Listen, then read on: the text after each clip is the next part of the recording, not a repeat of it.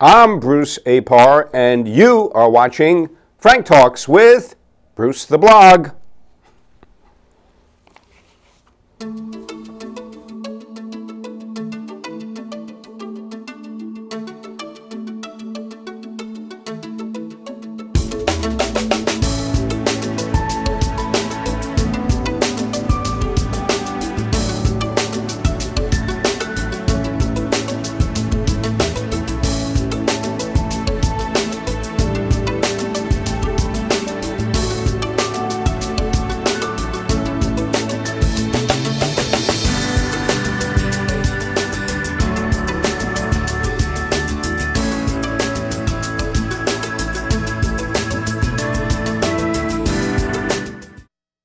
Brought to you by the Penny Saver and our parent company, Chase Media Group. And of course, we always thank our CEO, Carla Chase, and Frank J. Rich, who is my co-host when he can be. He can't be this week. And we wish him and Carla well. When Frank is here, he always adds a nice, incisive element to the proceedings. And we always like to remind you as well that Frank Talks with Bruce the Blog is a weekly community affairs TV show that is always on this channel on Wednesdays and Thursday evenings. And you can also catch it on YouTube if you search on YouTube for either Town Link TV or NCN Local TV. And what we try to do, just very briefly, is talk about positive, constructive things that are going on in the community, and our guests reflect that. And none more so than our guest this week, Mike Kaplowitz. Mike. Mike is, of course, I think most of you will know that Mike is Westchester County legislator and has been, we were just talking, for 16 years now. So who is the senior? Are you the senior member, Mike, of the? Bernice Breckman. How long has he been there? Bernice. Bernice, I'm sorry. Literally, she's our senior. Bernice, and she's, yes.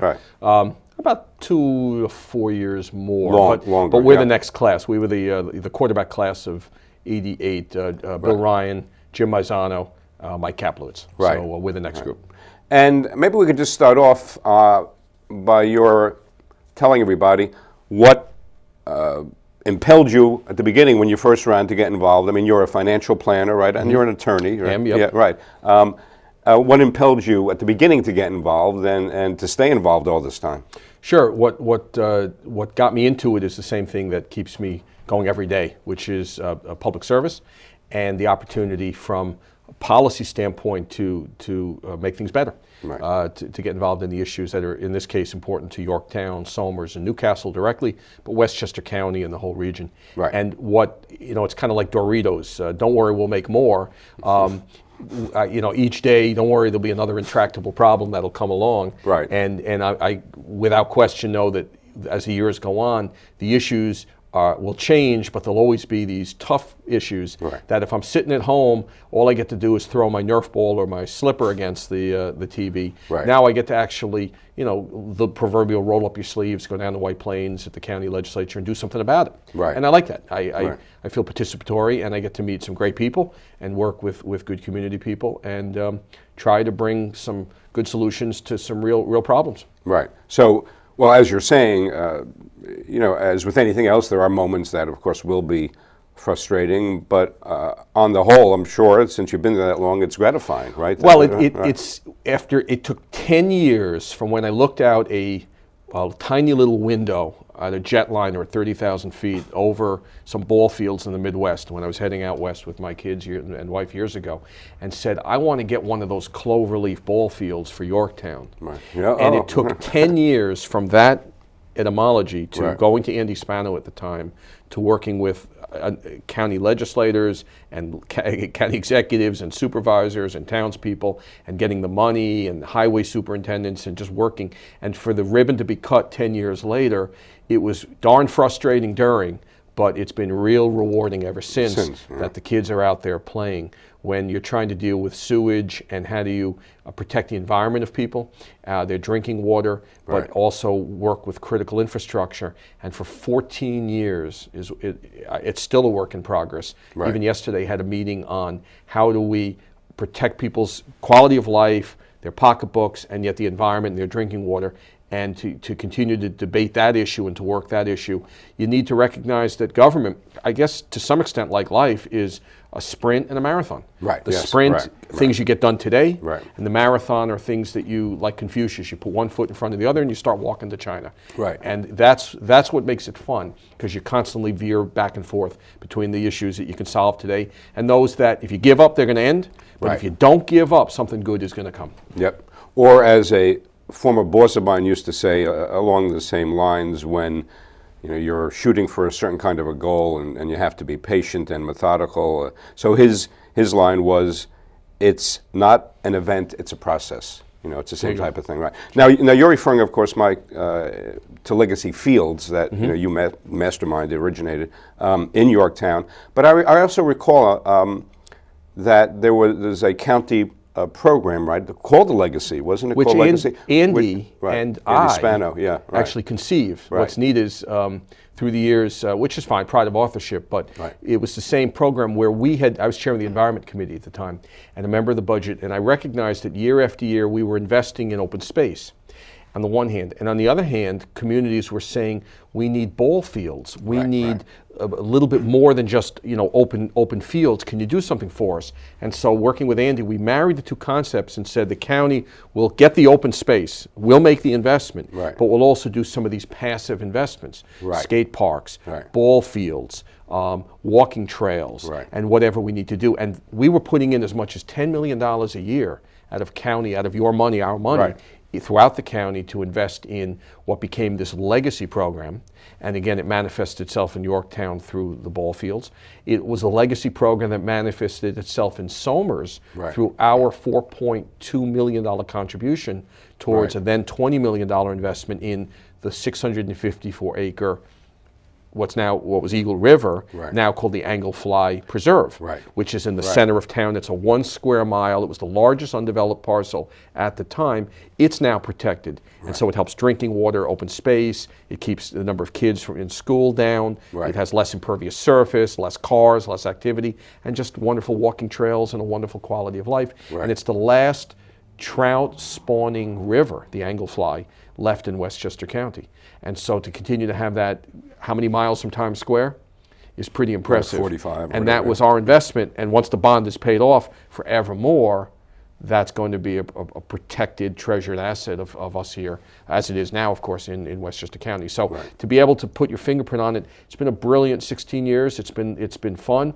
It's frustrating at times. The hair went gray for good reason, but it's been public service as I expected, and it's been very rewarding because, by and large, the people that I've met have been.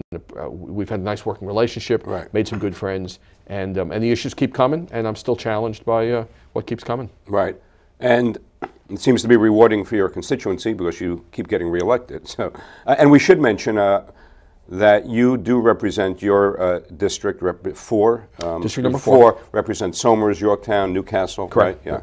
Yeah. One thing I just wanted to ask, because we are seen, the show is seen throughout northern Westchester. Are there other, especially with ball fields, which, as you know, I'm involved with the Yorktown Athletic Club and recreation in Yorktown to a large degree. Are there other projects that have not yet come to fruition, like Legacy Fields in Yorktown? Things have slowed down. Yeah.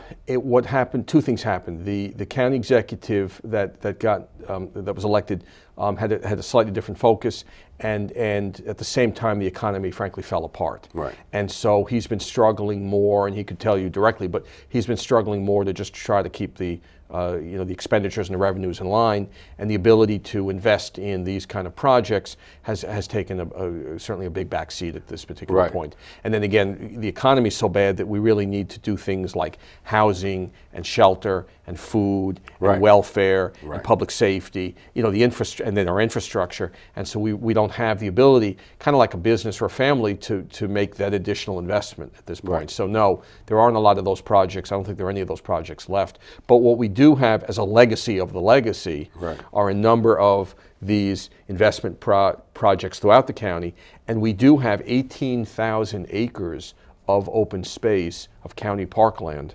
not including state and local parkland, right. that has been preserved forevermore. Right. And that's a legacy that so that won't be developed. Correct. Right. And that's what our forefathers in the 1920s did for us when they set up the Bronx River Parkway and the reservation, when they did the county center, when they did Playland, when they did a lot of the county parks, the golf courses. At that point, we're living dividends off of their investment at that point. Future generations will live off the dividends that we made through our legacy project. Right. And you're mentioning the economy and how it has affected our quality of life. You know, that's unavoidable, unfortunately.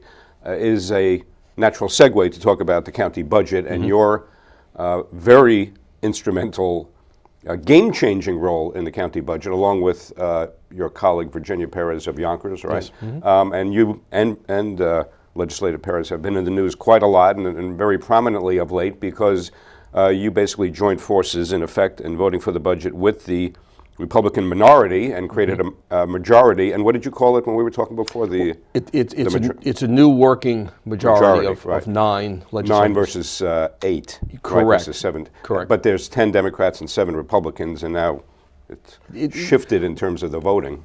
When your viewers were home in December and up through the 1st of January and frustrated that the Congress of the United States could not reach an agreement on, at that particular point, it wasn't spending cuts, it was taxes, and we went over the cliff, remember that cliff discussion? Yes. Yeah. Washington went over the cliff.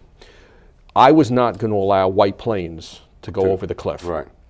And when the county executive, as the charter says, gave us the proposed $1.71 billion Westchester County budget for 2013, it became clear to me and then to Virginia and to 7 other colleagues that we as a group needed to work together, bipartisan. Right. Right. We needed to do something novel. We needed to compromise. Right. We needed to put on the table things that were important to our constituents and that we felt were important to put into the bouillabaisse of budget. And it just so happened that we did it without being bound by, though cognizant of, the letter that came before our names. That is, that we were not bound by our party affiliation. Instead, we felt committed to do what was right for our constituencies. Right, right. And in that, evidently, that has created a bit of a stir. That's the understatement of the year. And the stir is that we had the temerity, the audacity, or certain body parts to work with, again, colleagues who were of a different party. I've had a theory in being trained as an attorney. I'm a registered rep for securities. I'm an investment advisor. I'm an insurance agent. I'm a certified financial planner. I've spent 28, 30 years of my professional life gaining experience and knowledge. And I've always had a theory on the public policy side, the county legislative side, that in the 2 ways of reaching agreement, it would be better, preferable, and ultimately better outcomed if you do it in a consensus fashion rather than in an antagonistic fashion. The analogy would be a lawyer on both sides fighting in court versus 2 attorneys or even 1 attorney working with clients through mediation. And that if you can have a spirit where you give a little bit and I give a little bit, and heaven forbid, intellectually, the truth has a certain standing. You could perhaps, if you're people of reason, come to some agreement and can save a lot of angst, time, difficulty, and the cliff that Washington could not and went over. And so what underscored what the 2 of us did, Virginia, was not a desire to be different or necessarily independent or necessarily break a mold, but ultimately just to help our constituencies create some lightness out of darkness and to create a good budget. The outcome was we got a budget that didn't raise taxes. And in fact, in my 3 towns, county taxes all went down. In any year, that's a successful year. We balanced the budget. It was on time. It kept our AAA rating. It did not go after the reserves. Think about a family with money in the bank. It didn't take money out of the bank, so we kept our reserves. And it met a lot of the social concerns that we had. We still have $1.7 billion for welfare, housing, food, shelter, people who need work experience, child care, whatever, job training, whatever it might be, it's still there. And the last 0.5% of that budget that we were fighting over, we got the county executive to agree to add about $8 million more to rehire some probation officers, right, yes, police right, officers, right, emergency service, money to lower the child care parental share for parents, for the Cornell Cooperative 4-H, for the Arts Council, for domestic violence. So it was a good budget. right. And it was a really good budget financially. So I still am smiling a month later because the substance turned into a really good budget. Right. Could it be better? Every budget can. Sure. We'll work on next year's. Right. But a procedure that was so freeing up and so, I thought, ennobling, in that now we are free, almost like glasnost, right, to now work with all my colleagues. right. And we have, you cannot believe how so many ideas have come to the fore. We're not talking about so many different things, and people are coming to me saying, I have this idea, how about we try this? Let's amend our procurement policy. Let's look at a different housing policy. And through that, it's been a very productive, very positive experience. Right. And we have received a lot of accolades for sure, but what I've received and Virginia has received is far more than anybody has given us. What we've received is a chance now to talk to our colleagues on both sides of the aisle and say, I got a really good idea. Right. How about we do this?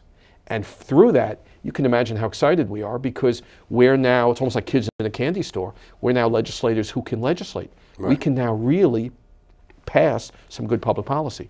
That's really exciting, and that's recharged me. After 16 years of doing it, it's taken me to another level where I'm even more excited to go to work each day, because we got work to do, right, and I have the opportunity now to bring about some good public policy. But where do the Democrats stand in terms of the budget? Because I know at one point they were going to challenge the validity of the vote. Yes, right? yes, that was stated. Right. Thus far, they have not challenged it, right, and we believe, in fact, what we did was appropriate, correct, and I won't go through right, some of the sideshow shenanigans right, that occurred. No, there has been no challenge from the legislators, and we believe we'll go forward, because what we know what we did was correct and appropriate. But now what you're saying, and use the term glasnost, which of course we remember, from Russian relations and spirit of cooperation.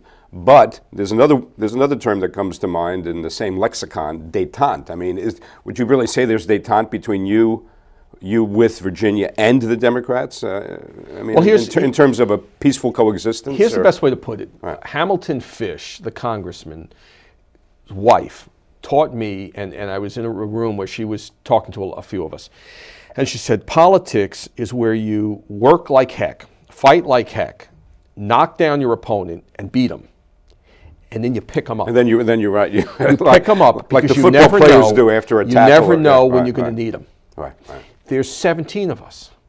I never know if tomorrow another legislator has a really good idea and says to me, I want your support on this. This is something we want to do. Right. In the spirit of, you know what, we're professionals. You put that behind, and I'm confident that to a person, my colleagues will do that, as I've done it in the past. Right. And you check your personal feelings about somebody, or perhaps a little bruised, some elbows were thrown around a little bit. Right. I've gotten plenty of elbows. Yes. Put it aside. I've been called the most horrific names in the last month or so. Right. It's just business. There's work to be done. Right. And so, to your point, I don't think there's a need for détente. Good question, of course. Yeah. I don't think there's a need for détente, because I think my colleagues recognize that it's the next issue, it's the next fight that we need to look to. Right. And they're going to need me as much as I might need them in that future. Right. And so we have a good working relationship. It'll get better.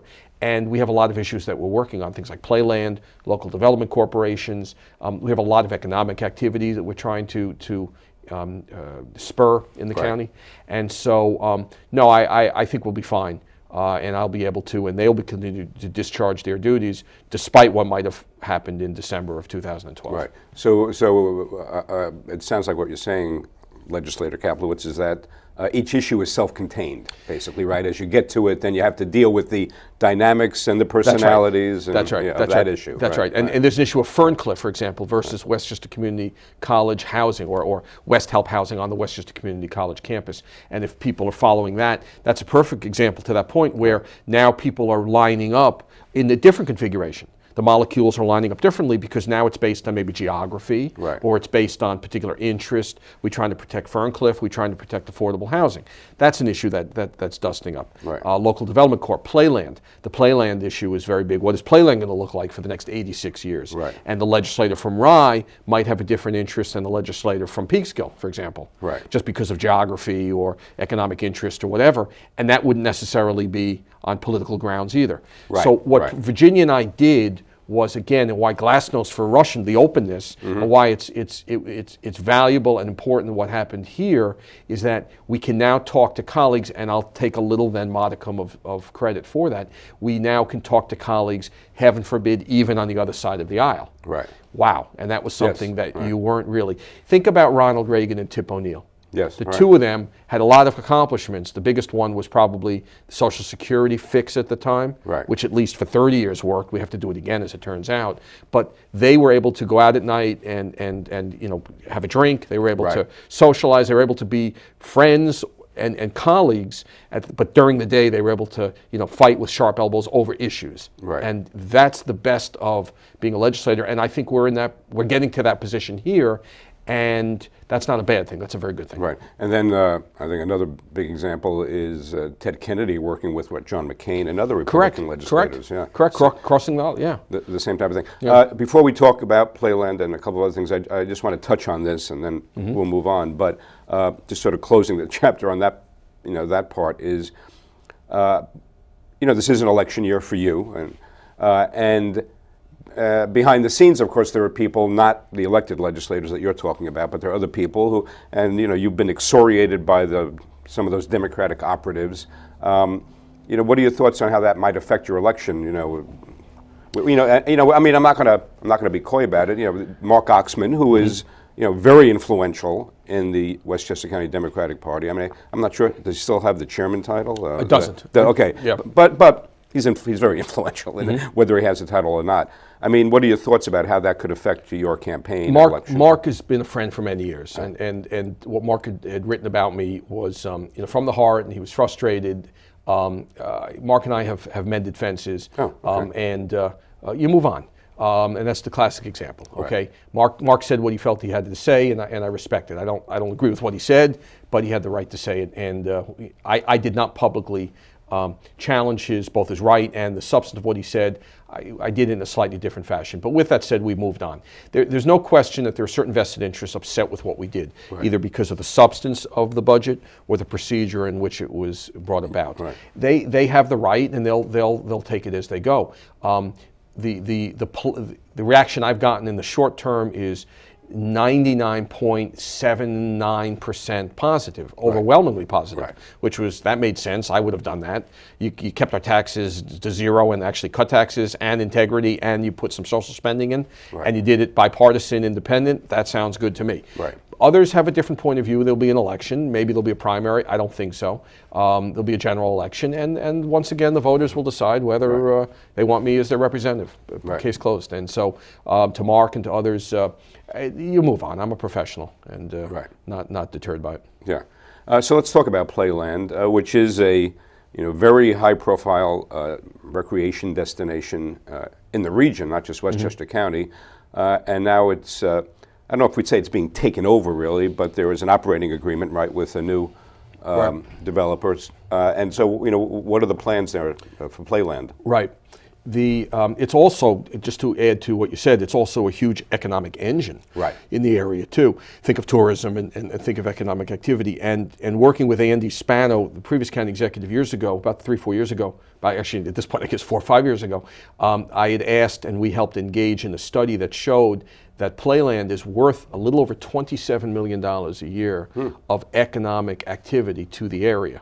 Think of people who come visit from outside the county, from inside the county. Think of people who would go to a restaurant afterwards, for example, might stay over at a hotel, might go to the Hudson Valley and tour. Think of gasoline that they purchase, other purchases, stores, and the like. So the Playland is a major economic driver in Westchester County.